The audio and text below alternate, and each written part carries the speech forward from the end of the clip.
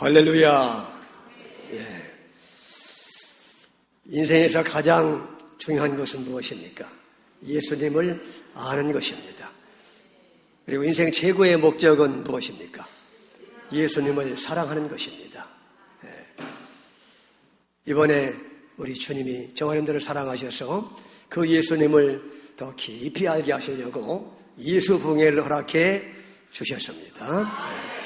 예수님이 어떤 분인지를 깊이 알아야 그 예수님이 나 때문에 어떠한 고통을 당했는지를 내가 알아야 마음을 다하고 목숨을 다해서 주님을 사랑할 수가 있습니다.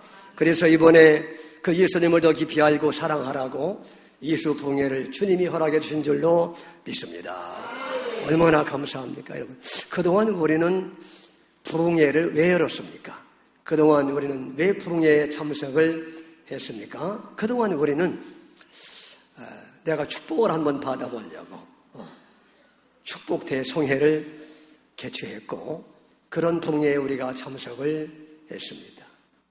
그리고 또 왜 우리는 그동안 부흥회에 참석을 했습니까? 병든 내 몸을 고쳐보려고 내가 병고침을 받아보려고 그런 부흥회에 참석을 했었습니다. 그리고 또 왜 우리는 그동안 부흥회에 참석을 했습니까? 내가 은사를 받아보려고 내가 능력을 한번 받아보려고 그래서 한번 멋지게 내 꿈을 펼쳐보고 내 이름을 한번 전 세계 만방에 날려보려고 우리가 능력을 받으려고 은사를 받아보려고 우리는 그동안 부흥회를 열었고 그런 부흥회에 참석을 했습니다. 그런데 여러분 이렇게 더 이상 나는 건강도 필요하지 않습니다. 더 이상 나는 세상의 부귀영화가 필요하지 않습니다. 내게 더 이상 능력이 필요 없습니다. 능력 다 가져가셔도 좋습니다. 내가 능력이 없어서 예수님을 붙잡을 수 있다면 내 능력을 다 가져가 주시옵소서. 내가 너무나 어리석고 미련해서 지혜로우신 예수님을 붙잡을 수 있다면 나는 미련하기를 원합니다. 내가 병들어서 예수님을 간절히 찾고 예수님 앞에 나올 수 있다면 나는 병들어도 좋습니다. 라고 하는 이런 마음으로 이번에 하나님이 역사적인 예수 부흥회를 우리에게 허락해 주셨어요. 그리고 우리는 병고침 받기 위해서 세상에 더 많은 물질의 복을 받는 비결을 알기 위해서 이 자리에 나온 것이 아닙니다. 능력 받기 위해서, 은사 받기 위해서, 그래서 내 이름을 세계 만방에 날리려고 이 자리에 나온 것이 아닙니다. 나는 한 가지 소원이 예수님을 더 깊이 아는 것, 나를 그토록 사랑하신 하나님의 존귀하신 하느님이 나를 위해서 십자가에서 살을 찢어주시고 피를 흘려주셔서 나를 구원하신 그 예수님의 어마어마한 사랑의 높이와 깊이와 넓이와 길이를 나는 알기를 원합니다. 그래서 나는 이 자리에 왔습니다. 라고 우리는 그렇게 고백하면서 이 자리에 온 줄로 믿습니다. 여러분, 이런 부흥회는 드뭅니다. 흔치 않습니다. 여러분, 이런 부흥회 보신 적이 있어요, 여러분? 저는 못 봤습니다, 그동안. 제가 그래도 내일 모레 70입니다. 이래봬도 젊어 보이죠? 어떻게 아멘이 없네. 동의를 않네. 여러분, 70평생을 살면서 이런 부흥회는 제가 본 적이 없습니다. 이런 부흥회에 참석해 본 적도 없습니다. 그런데 웬 은혜인지 웬 사랑인지 하나님이 우리 성지교회를 이렇게 사랑해 주셔서 역사적인 부흥회, 예수 부흥회를 허락해 준 줄로 믿습니다. 그리고 우리는 이렇게 귀하고 복된 자리에 참여하는 어마어마한 은혜를 우리에게 주신 분이 누구셔요? 예수님이 여러분 수원이 아니라 화성이라며. 우리 장지호 성도님, 신명수 권사님 자제분들 이렇게 화성에서 그 분주한 분들이 말이요 다 내려놓고 이렇게 참석을 하시고 오늘은 동생분들 네 분들이 오셨다며. 저분들인가요? 어떻게 다 그렇게 그 미인들이요, 미남들이고 사위도 그렇고 여러분, 할렐루야. 그럼 우리 동생은 어디서 사셔요? 화성 같이. 화성이 수원보다 더 멉니다. 이렇게 더 멀리해서 이렇게 참석을 하시게 한 것이 하나님의 놀라운 은혜인 줄로 믿습니다. 아멘. 이렇게 우리 신영주 장로님 네 분도 이렇게 오셔서 다른 교회 다니시는데, 저분은 제가 부목사로 있던 잠실의 신천교회 원로장 훌륭하신 차관급까지 하신 분이에요. 저분이 이렇게 오셔서 또 참석을 하시 너무나 감사하고, 이렇게 여러분들도 오늘 또 이렇게 은평구에서 또 멀리 오셔서 감사, 원근각지에서 많이 오셨습니다. 오셨어요. 우리 옆에 분들한테 한번 인사하겠습니다. 성도님은 세상에서 가장 큰 복을 받으셨습니다. 그렇게 한번 인사하시겠습니다. 한 번 더 하시죠. 성도님은 세상에서 하나님의 사랑을 가장 많이 받으시고 계십니다. 그렇게 한번 인사하시기를 바랍니다. 여러분, 하나님은 절대로 아무에게나 가장 존귀하신 예수님을 드러내지 않으십니다. 절대로 하나님이 보시기에 가장 존귀한 분은 딱 한 분이신데, 하나님 보시기에 그분이 누구시겠습니까? 예수님이셔요. 가장 존귀한 예수님을 하나님은 절대로 아무에게나 드러내지 않으셔요. 하나님이 바리새인들을 사랑하지 않으니까, 택하지 않았으니까 예수님 뭐라고 그랬어요? 나는 바리새인들을 향해서 예수님이 나는 내가 누구인지를 깨달아서 구원을 받을까 두렵다. 그 얘기는 뭐예요? 나는 너희들에게 절대로 내 자신을 드러내지 않겠다는 거예요. 나는 너에게 절대로 내가 누구인지를 알게 하지 않겠다는 거예요. 하나님이 택하지 않으면요, 절대로 예수님을 드러내지 않습니다. 여러분, 그런데 여러분, 이렇게 예수 부흥에 사모해서 이렇게 시간마다 참석을 하시고, 또 오늘 이렇게 오랜만에 오셨을지라도 오늘 이렇게 오시고, 이거는 하나님이 여러분을 사랑하지 않으면 절대로 이런 예수 부흥에 여러분들을 이끌지 아니하시고, 또 여러분에게 절대로 예수님을 드러내지 않습니다. 이번에 우리 9번에 저까지 9명의 강사님들이 오셔서 오직 누구만 얘기해요? 오직 예수만 얘기하잖아요. 이런 부흥회가 세상에 어디 있습니까? 그렇죠, 여러분. 주제는 하나지만은 각자 받은 또 은혜와 각자 가지고 있는 개성과 특성과 독특한 그런 모습과 독특한 목소리와 성격과 전달 방식들을 통해서 다양하게 하나님은 이렇게 하루에 또 3시간씩 이렇게 졸리려고 하면 강사가 바뀌고 졸음이 올라고 하면은 또 찬양하고 얼마나 좋아요. 할렐루야. 또 이런 분야도 생전 처음이야 또. 여러 가지.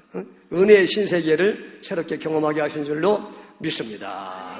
그래서 이런 역사적인 부흥회를 우리 성지교회에 허락하신 하나님께 정말 마음을 다해서 감사와 찬양과 영광을 돌리지 않을 수가 없습니다. 아멘. 저는 이제 개인적으로 저도 이제 받은 은혜를 좀 나누면, 개인적으로 첫날에는 이제 서론이라서 그냥 잔잔한 은혜를 받았습니다. 서론이라서. 근데 이제 둘째 날부터 이 본격적인 은혜가 쏟아지기 시작하더라고요. 여러분, 저도 은혜를 받아야 살잖아. 여러분만 먹고 살려고 그래? 나도 먹고 살아야지. 은혜를 먹고 살아야지. 그래가지고 저도 은혜 받아야 돼요. 은혜 못 받으면 큰일 납니다. 여러분. 그래가지고 이제 근데 둘째 날부터 막 은혜가 강하게 쏟아지기 시작하는 거예요. 그래가지고 강사 목사님들의 예수 설교를 들으니까 그 어려운 말씀을 예수님으로 시원하게 풀어주시는 말씀을 들으니까, 여러분, 강사님들이 예수 얘기하면 성령이 가장 좋으셔서 성령이 강하게 역사하셔요. 그래가지고 강사님들이 예수 말씀을 하니까 그냥 드디어 이제 성령이 임하기 시작하는데, 놀라운 하늘의 은혜가 내 심령 속에 밀려오기 시작했습니다. 엠마오로 내려가던 두 제자처럼 제 가슴이 뜨거워지는 것을 경험하게 되었습니다. 그 은혜가 임하니까 이렇게 제 가슴이 이렇게 뜨거워지더라고요. 그리고 막 가슴이 벌렁거리더라고. 그리고 가슴이 막 설레이고 말이죠. 저는 그 영혼이 어디 있을까 가끔 생각해보다 영혼이 머리에 있을까? 그건 아닌 것 같죠. 아니면 영혼이 창자 속에 있을까? 그건 또 아닌 것 같고, 그 영혼이 어디 두 손에 있을까? 그것도 아닌 것 같고, 저는요 이번에 더 확실히 알았어요. 영혼은 이 가슴 어딘가 있고, 왜냐하면 은혜가 임하니까 여기가 뜨거워지더라고. 여기가. 여러분도 그런 경험 하셨어요? 하셨죠, 여러분도? 이수형 있는 사람들은 다 경험하는 거예요, 그게. 예수님의 말씀이 선포되니까 성령의 역사에서 여기가 이렇게, 여기가 막 뜨거워져요. 뜨거워지고 막 설레이고 말이죠. 막 감격스럽고, 벌렁거리고 말이죠. 그래가지고, 여기 어딘가가 분명히 영혼이 있구나. 그렇게 제가 이번에 다시 한번 느끼게 되었어요. 자, 누가복음 24장 32절 말씀을 읽어보겠습니다. 누가복음 24장 32절 읽습니다. 그들이 서로 말하되 길에서 우리에게 말씀하시고 우리에게 성경을 풀어주실 때에 우리 속에서 마음이 뜨겁지 아니하더냐 하고, 그렇죠? 엠마오로 내려가던 두 제자가 예수님이 죽으셨다는 얘기를 듣고 그냥 완전히 낙심천만해가지고 사명이고 다 때려치우고 말이요. 에이 모르겠다, 이제 시골로 내려가서 그냥 고기나 잡으며 농사나 지으며 살자 해서 다 사명이고 직분이고 내려놓고 때려치우고 그냥 푹 쳐져가지고 이렇게 어두운 모습으로 두 사람이 엠마오 길로 예루살렘에서 내려가는데 그때 누가 찾아오셨어요? 부활하신 예수님이 찾아오신 줄로 믿습니다. 찾아오셔서 그들에게 모든 구약 성경을 같이 동행하시면서 누구로 풀어줬다 했어요? 예수님으로 풀어줬다. 모든 구약 성경이 나에 대한 것이다. 그래서 구구절절을 예수님으로 풀어줘요. 이거 봐라. 이 구절에 보니까 이게 내가 십자가에 죽겠다는 구절이다 이놈들아. 이걸 왜 깨닫지 못했느냐. 모든 구약 성경에 예수님이 죽으신다는 게 얼마나 많이 나와요. 그리고 예수님 부활하신다는 말씀이 구약에 얼마나 많이 나옵니까? 여러분 그런 것들을 다 예수님으로 풀어주니까 그동안은 구약을 봐도 예수님이 안 보였는데 부활하신 예수님의 눈을 확 열어주시면서 예수님으로 풀어주니까 갑자기 우리 속에서 뭐가 뜨거워져요? 마음이 뜨거워지지 아니하더냐. 그 두 제자도요 여기가 뜨거워진 거야. 여기가 예수로 구약성경을 풀어주니까 예수님으로 풀어주니까 성령의 역사에서 이렇게 마음이 뜨거워지고, 마음이 뜨거워졌다는 것은 뭐냐면 식어진 영혼이 소생한 줄로 믿습니다. 죽은 영혼이 살아난 줄로 믿습니다. 침체된 영혼이 새롭게 된 줄로 믿습니다. 마음이 뜨거워져가지고요 완전히 살아나고 소생해가지고 다시 엠마오로 내려가다가 180도 돌아서가지고 다시 예루살렘으로 가서 말이죠 거기서 부활하신 예수님을 멋지게 힘차게 증거하다가 여러분 천국에 간 줄로 믿습니다. 여러분 이런 역사가 이번 부흥회 때 일어나더라고요. 할렐루야. 저도 경험하고 놀라운 간증들이 너무나 많더라고 보니까. 놀라운 간증들이 말이에요. 그래서 얼마나 감사한지 몰라요. 여러분. 자, 요한복음 5장 39절 한번 보겠습니다. 또 요한복음 5장 39절 읽습니다. 시작. 너희가 성경에서 영생을 얻는 줄 생각하고 성경을 연구하거니와 이 성경이 곧 내게 대하여 증언하는 것이니라. 아멘. 그랬죠? 자, 예수님이 친히 너희가 성경에서, 여기서 말하는 성경은 그 당시엔 신약이 없었으니까 구약을 말해요. 지금은 신구약 다 있지만은 여러분 너희가 구약 성경에서 영생을 생각하고 성경을 부지런히 연구하고 상고하고 묵상하고 암송하고 그렇게 하는데 그 성경은 곧 누구에 대해서 얘기하는 거예요? 나 예수님에 대해서 얘기하는 것이니라. 예수님이 그렇게 말씀했어요. 그러니까 모든 구약 성경 구구절절이 다 누구를 말하는 거예요? 예수를 말하는 거예요. 우리는 예전에는 미처 몰랐잖아요. 예를 들어서 시편 1편 1절에 복 있는 사람은 악인들의 꾀를 따르지 아니하며 그 다음에 죄인들의 길에 서지 아니하며 오만한 자의 자리에 앉지 아니하고 오직 여호와의 말씀을 즐거워하여 그 율법을 주야로 묵상하는 자다. 그걸 우리는 누구로 1차적으로 대입했어요?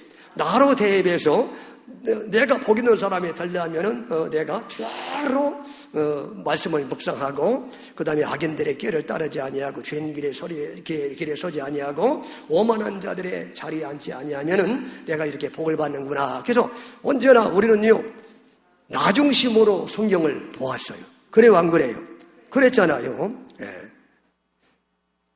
주야로 묵상도 못하면서도 거기다가 빨간 줄 치고 파란 줄 치고 꼭 그러면은 또 주야로 묵상하는 줄로 착각하는 거야 또. 예? 그럼 지키지도 못하고 또 물론 그러면서 우리는 또 복은 주실 줄로 믿습니다 하면서 말이죠. 복 달라고 그렇게 그런 식으로 지나가고 했다 그런 얘기. 근데 여러분 모든 성경은 나에 대한 얘기가 아니라 1차적으로 누구에 대한 얘기라고요? 예수님에 대한 얘기라는 거야. 그러니까 복 있는 사람은 1차적으로 누구라는 거예요? 예수님이라는 거예요. 예수님이 이 땅에 오셔서 예수님이 악인들의 꾀를 따르지 아니한 유일한 분이시고 예수님이 죄인들의 길에 서지 아니하신 유일한 분이셨고 예수님이 오만한 자들의 자리에 앉지 하신 유일한 분이셨고 예수님이 주야로 말씀을 묵상한 유일한 분이시라는 거예요. 할렐루야. 그래서 예수님은 하나님 보실 때 복 있는 분이었다는 겁니다. 그 예수님을 우리가 붙잡으면 우리가 말씀을 주야로 묵상을 못하고 그렇게 종종 죄를 범하고 의로운 삶을 살지 못해도 그 예수님을 붙잡으면 그 예수님의 피가 우리 죄를 씻어주시고 의가 없어도 완벽하신 이 예수님의 의를 우리에게 덮어 씌워주셔서 우리가 이 땅에서 그 예수님의 공로 때문에 조져받지 않고 복을 받으며 살다가 무슨 일을 만나도 다 복이 되게 하시는 합력의 선을 이루시는 그런 은혜를 받다가 영원한 축복의 장소인 천국에 들어가게 된다는 말씀입니다. 이게 여러분 그러니까 여러분 모든 성경은 다 1차적으로 누구를 말하는 거예요? 예수님을 말하는 거예요. 예수님을. 그리고 이제 그 예수님이 우리 안에 오시면 그 예수님이 죄가 있어도 용서해 주시고 의가 없어도 그분의 의를 덮어 씌워 주시고 그 예수님이 우리 안에 오시면 그분이 또 우리 안에 오시면 주무셔 그분이 이제 우리에게 이제 말씀을 묵상하지 않으면은 우리 안에서 책망도 하시고 그리고 계속해서 죄인의 길에 서게 되면은 징계도 하시고 그렇게 해서 결국은 의의 길로 나가도록 주님이 힘과 능력을 주신다는 그런 말씀이죠. 할렐루야. 이렇게 이제 1차는 예수님으로 해석을 해야 되고, 우리는 말이죠, 나중으로 적용을 해야 되고, 이렇게 해야 되는데, 우리는 반대로 했단 말이에요, 반대로. 바리새인들처럼 말이죠, 완전히 성경 해석을 반대로 나중심으로 해석하다가 바리새인들은 부지런히 성경을 주야로 묵상하고 암송하고 그냥 그렇게 하다가 몽땅 지옥에 갔잖아요. 예수님을 발견하지 못해가지고. 모든 성경은 예수인데. 할렐루야. 네? 네, 여러분. 그러니까 우리도요 하나님이 이렇게 예수님을 안아주셨으면 우리도 그런 짓 하다가 다 지옥에 갈 뻔했어요. 얼마나 아찔합니까? 얼마나 끔찍합니까, 여러분? 그런데 하나님이 저에게 얼마나 사랑하시는지 이렇게 연구서를 통해서 예수풍예를, 역사적인 예수풍예를 열게 하시고 이렇게 가장 예수로 풀기 어려운 세상에서 말하는 산상수훈을, 그 중에서도 가장 예수로 풀기 어려운 세상에서 말하는 팔복을 이렇게 하나하나 설명하게 멋지게 우리 강사님들 중에서 예수로 먼저 풀어주잖아요. 할렐루야. 이게 여러분들을 사랑하시니까 하나님이 이렇게 예수님을 열어주시고 예수 계시를 열어주시는 겁니다. 할렐루야. 얼마나 감사합니까? 그러니까 자, 고린도전서 2장 1절 2절 한번 보겠습니다. 또 그러니까 사도 바울이 말이죠, 이 비밀을 깨달은 다음에 사도 바울은 예수님을 만나기 전에, 눈에 비늘이 벗겨지기 전에 사도 바울은 누구보다도 계명과 율법을 그렇게 사랑했던 사람이고, 계명과 율법이 그의 우상이었고, 계명과 율법에 생명을 바쳤던 사람이 사도 바울입니다. 그렇죠, 여러분? 예수님을 만나기 전에, 눈에 비늘이 벗겨지기 전에. 그래서 그냥 율법을 주야로 암송하고 묵상하고 그거를 지키려고 최선을 다해서 사람들로부터 율법에 흠이 없는 사람이다. 사람들로부터 그런 평가를 받았던 놀라운 사람이 사도 바울이에요. 그런데 사도 바울이 그렇게 하다가 갑자기 담에색에서 누구를 만납니까? 부활하신 예수님이 그를 사랑해서 찾아오신 줄로 믿습니다. 그래서 부활하신 예수님이 그를 만나주시고 거기서 아나니에게 안수받게 해서 안수하니까 눈에 뭐가 벗겨졌다 했어요. 눈에 한꺼풀 덮여있던 비늘이 싹 벗어지니까 그 다음부터 성경을 보니까 누가 보이는 거야? 예수가 보인 줄로 믿습니다. 그러니까 여러분 그의 이 눈을 이렇게 열어주신 분이 누구셔요? 예수님이셔요.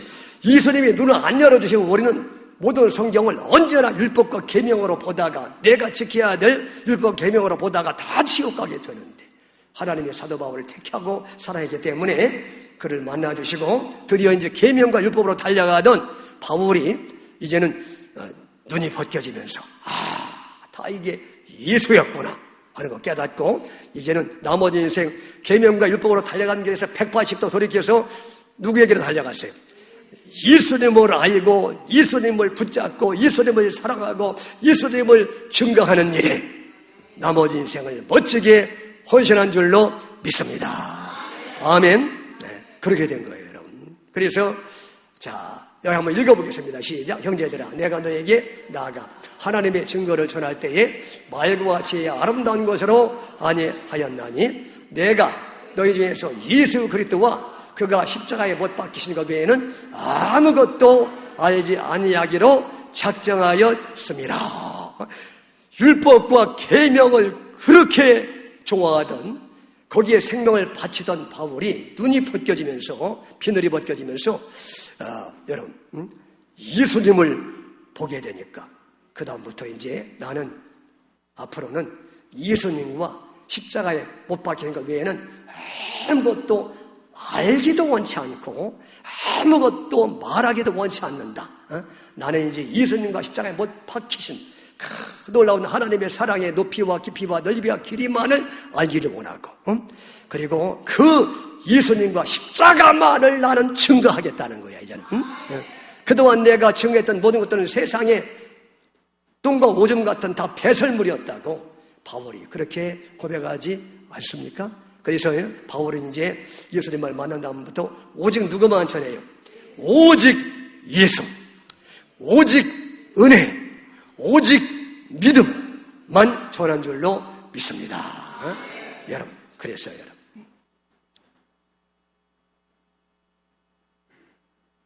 그래서 이제 바울이 전한 그 순수한 오직 예수, 오직 은혜, 오직 믿음의 복음이 바울이 이제 열심히 그 복음을 전하다 보니까 그 복음이 알프스를 넘어서 구라파 유럽 전체에 퍼졌잖아요. 그래서 유럽 사람들이 그 바울이 전했던 순수한 오직 예수의 복음을 듣고 변화돼 가지고요. 그 바이킹의 나라, 그 야만의 나라 영국이 완전히 뒤집어지고 바뀌고 말이에요. 그래서 하나님이 그렇게 예수 복음이 유럽에 편만하게 증거되니까 유럽을 세계 최강으로 만들어 주셔가지고요. 항해술을 발달하게 하시고, 그 다음에 그 다음에 뭐 여러 가지 인쇄술, 그때 문명이 발달하게 하시고 세계를 지배하는 그런 나라가 되게 하신 줄로 믿습니다. 그리고 이제 그 유럽에 퍼진 예수 복음이 말이죠. 예수 복음이 또 어디로 갑니까? 이게 이제 이게 어디로 갑니까? 원래 말이죠. 그 미국 쪽으로 가는데 미국 쪽에 가기 전에 이제 천주교가 이제 들어서 가지고 유럽의 천주교가 퍼지면서 이 순수한 오직 예수 복음이 변질되기 시작했어요. 이게. 그래가지고 구원받으려면은 오직 예수라고 했던 사도 바울의 그 순수한 복음이 변질돼가지고 천주교가 뭐라고 가르쳤어요? 오직 예수뿐만 아니라 뭐요? 거기다가 우리의 선행도 들어가야 된다. 계명도 지켜야 구원받지. 어떻게 오직 예수로 구원받느냐. 그래서 천주교에서 복음이 천주교에 들어가면서 복음이 변질되기 시작한 거예요. 그래서 예수 플러스 선행이다.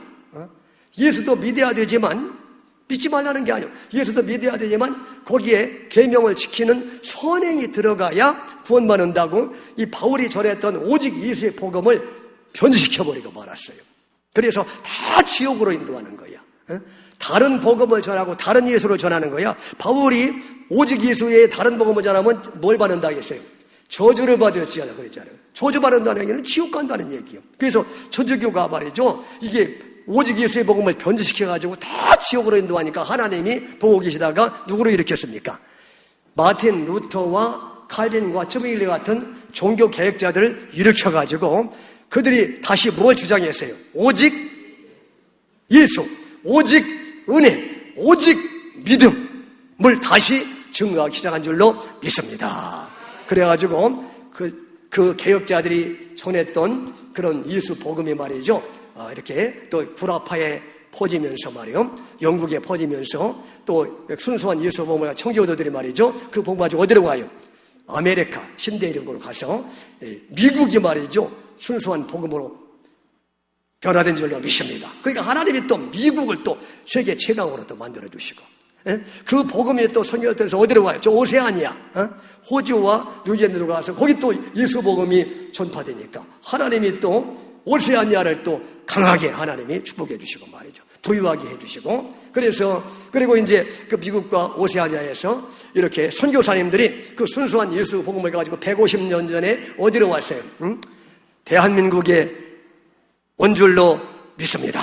그래서 150년 전에 그들이 오직 예수, 오직 믿음, 오직 은혜의 복음을 증거해서 이렇게 대한민국이 큰 복을 받게 된 줄로 믿습니다. 그런데 이렇게 여러분, 이 순수한 복음이 죄인들의 안에 들어가면요, 반드시 죄인들이 어떻게 해요? 그 순수한 복음을 변형시키고 변질시켜버리고 말아요.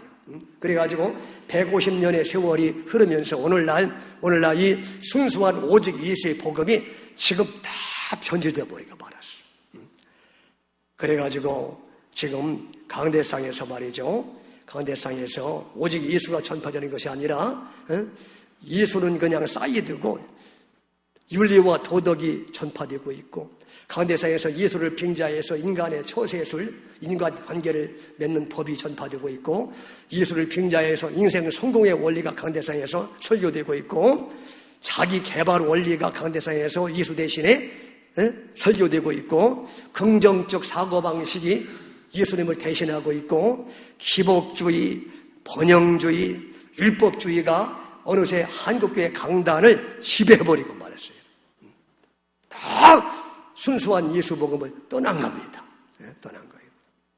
강대상에서 예수를 전하지 않고 착하게 살아야 됩니다. 대인 관계가 원만해야 됩니다. 사람은 IQ로 사는 게 아니라 EQ로 사는 것입니다. 그러므로 EQ를 개발하십시오. 이런 얘기를 말이죠. 이 귀한 강대상에서 예수를 높이고 전하라고, 오직 예수만 말하라고 주의 종을 세우니까 말이죠. 주의 종들이 타락해가지고 변질돼가지고 그 짓을 하고 있어요 지금. 얼마나 많은 설교자들이 과거에 스티브 커비가 쓴, 커브가 아니라 커비, 스티브 커비가 쓴 성공하는 사람의 7가지 습관을 성경에 대입해가지고 또 강대상에서 그걸 또 얼마나 설교를 많이 했어요 또. 하나님이 얼마나 통탄하셨겠습니까? 그래서 영혼들을 다 죽이는 거야. 영혼들을 다 죽이는. 그래서 오죽하면은 미국의 웨스트민스터 신학교 교수인 마이클 호트라는 분이 책을 썼는데, Christless Christianity. 발음 괜찮아요? 나도 미국에서 7년 동안 빠다 먹었어. 그리스도 없는 기독교. 그리스도 없는 기독교. 이게 말이 됩니까, 여러분?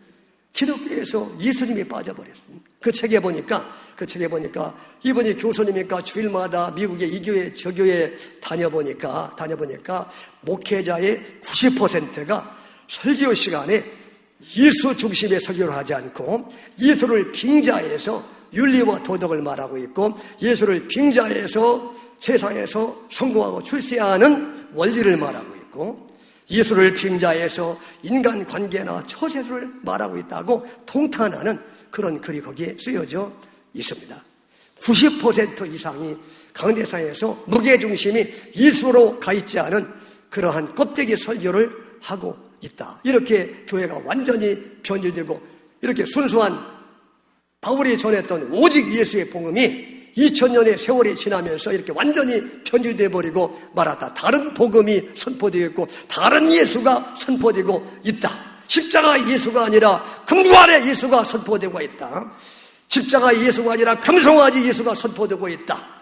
많은 교인들이 거기에 속아서 지금 금송아지 예수를 섬기고 있고 금관의 예수를 섬기고 있는데 자기들은 열심히 생활을 잘하기 때문에 다 천주교까지로 심히 착각하고 있다고 너무나 안타까운 마음으로 그렇게 지적하는 그런 모습을 보았습니다. 여러분, 이렇게 강대상에서 바른 예수가 사라진, 바른 복음이 사라진 참담한 시대에 하나님이 저 여러분들을 불쌍히 여기셔서 우리의 눈을 예수로 열어주시려고 기독교 미래연구소를 통해서 이 땅에 강력한 예수 부흥이 선포되게 하시고 그리고 예수 부흥이 드디어 시작된 줄로 믿습니다. 그래서 드디어 우리 3기에서 첫 번째로 우리 성지교회에서 그러니까 여러분들이 제일 잘하는 것은 성지교회 떠나지 않은 거라니까 내가 그거 왜 농담으로 받아들여 그걸 여러분 역사적인 제1회 예수 부흥회를 해피려면 수많은 교회들이 있는데 이렇게 성지교회에서 하나님이 열게 하시는 것은 여러분 어마어마한 축복이요 놀라운 역사가 아닐 수가 없습니다. 모든 영광을 우리 하나님께 돌려야 될 줄로 믿습니다. 감사와 찬양과 영광을 하나님께 돌려야 되는 거예요. 되는 거예요. 그래서 이렇게 예수 부흥회를 여시고 강사님들은 제가 볼 때는 그분들이 10년 이상 연구소를 통해서 오직 예수를 연구한 분들이에요. 10년 공부면 여러분 초등학교 6년이다가 중학교 3년이다가 고등학교 1학년 다 플러스해야 10년이요.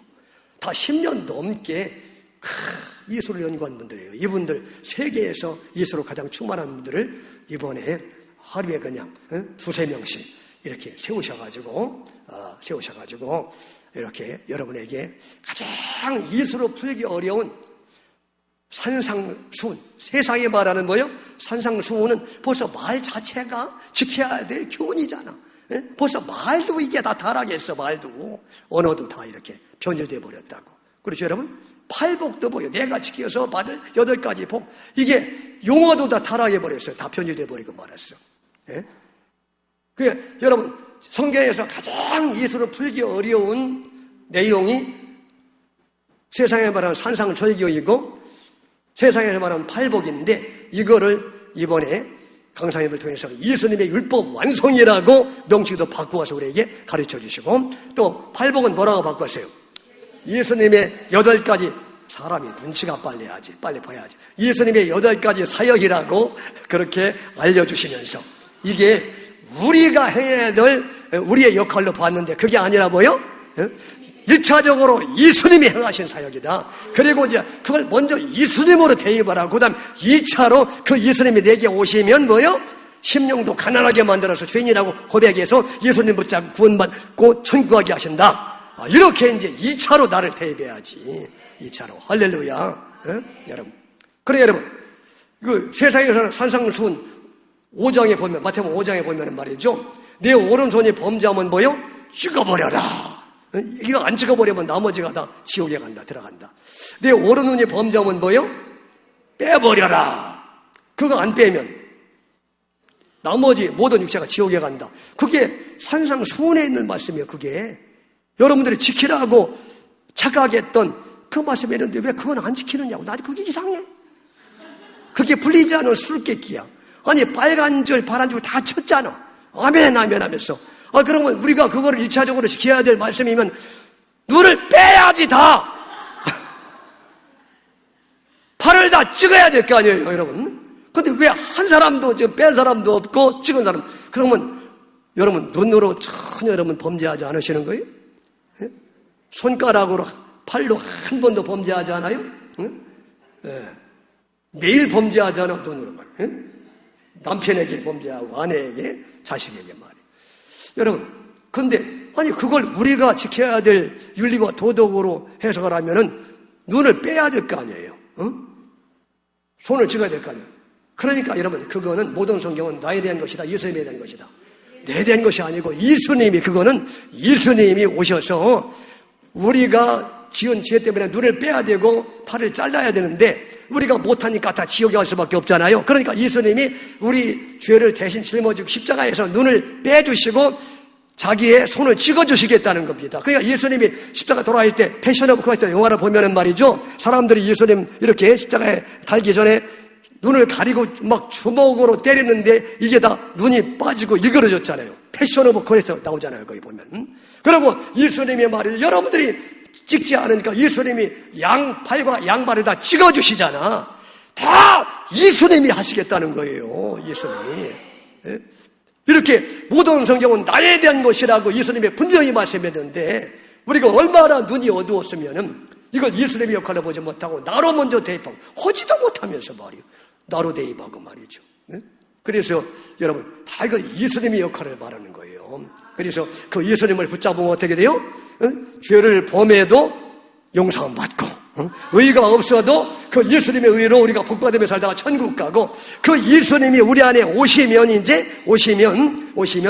그분이 우리 안에서 최대한 죄를 멀리할 수 있는 그런 마음도 주시고 회개도 시키시고 그렇게 최대한 죄를 멀리할 수 있는 그런 능력도 주시겠다는 거지, 그게.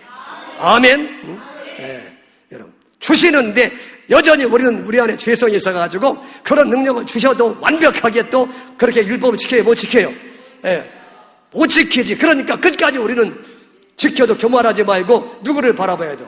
바울처럼 내가 예수님을 만나면 누구보다도 많이 헌신했지만 그러나 그것도 내가 한 것이 아니라 다 예수님의 은혜였다고 그렇게 고백하는 사람이 돼야 되고, 끝까지 내가 아무리 애쓰고 노력해도 결국 내 공로로는 복을 받을 수 없고 천국 갈 수 없기 때문에 끝까지 예수님의 공로만 붙잡는다고 고백하는 사람이 돼야지.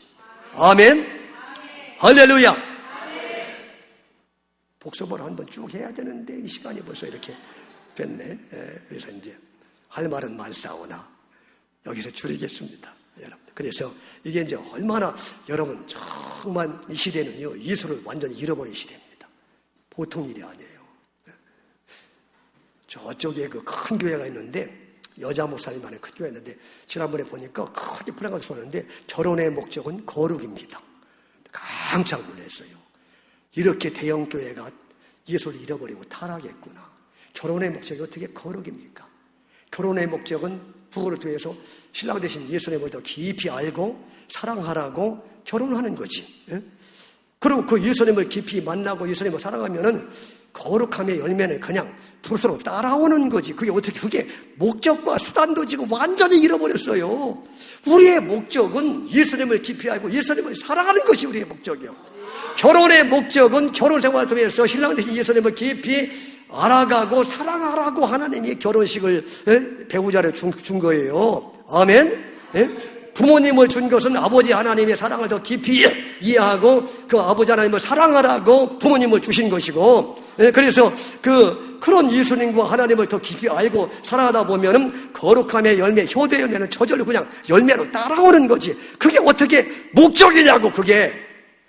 열매가 어떻게 목적이냐고, 열매가. 목적은 누가 돼야 돼요? 예수님의 목적이 돼야지, 예수님이. 이렇게 이 시대가 타락했어요. 이 시대가. 대형교회 가지 말라고, 그러니까 대형교회. 가지 말라고. 예수가 있는 교회 와야지, 예수가 있는 교회. 대형교회 가면 뭐 자존심이 상승돼가지고 그 자존심 때문에 천국 갈 줄 아세요, 여러분? 예수 때문에 천국 가는 거지, 예수 때문에. 아멘. 아니, 그만해야 되는데 자꾸 열이 나가지고, 지금 시간이 지났는데, 그렇다고 또 10분 일찍 가면 또 뭐 할 거야, 또 집에 가서 또. 입 벌리고 또 TV나 보고 앉아있지 말이지. 여러분. 그래, 여러분. 그래서 하나님이 너무 안타까워서 여러분의 영혼을 살려주시려고 하나님이 이렇게 예수 부인을 허락해준 줄로 믿습니다. 이거 2000년 만에 하나님이 연구소 대표 목사를 통해서 주신 예수 영감을 우리에게 주시는 거예요. 저는 그 미국에서 7년 동안이나 그래도 석사 봐서 PhD까지 했잖아요. 그래서 제가 그래도 이 학계를 아는데, 신학계를 아는데, 제가 칼빈과 루터 종교개혁자들의 책을 많이 읽어봐서도 대표 목사님이 쓰시는 요즘에 나오는 그 책의 그 깊이에 따라가려면은 택도 없습니다, 여러분. 루터와 칼빈도 그렇게 이수로 풀지 못했어요. 칼빈은 나는 요한계시록을 모르겠다, 도대체 이게. 요한계시록 주석을 못 썼어요. 근데 여러분, 요한계시록 그분 책 쓴 거 보세요. 예수님을 완벽하게 풀잖아. 2000년 만에 진짜 예수님의 계시가 바울 이후에 지금 임하는 거예요, 여러분. 이렇게 어마어마한 통에 여러분들이 참석한 줄로 믿습니다. 여러분, 얼마나 놀라운 복입니까? 다시 한번 우리 하나님 앞에 감사와 찬양과 영광의 박수를 올려 드리겠습니다. 우리 같이 한번 오늘 말씀 붙잡고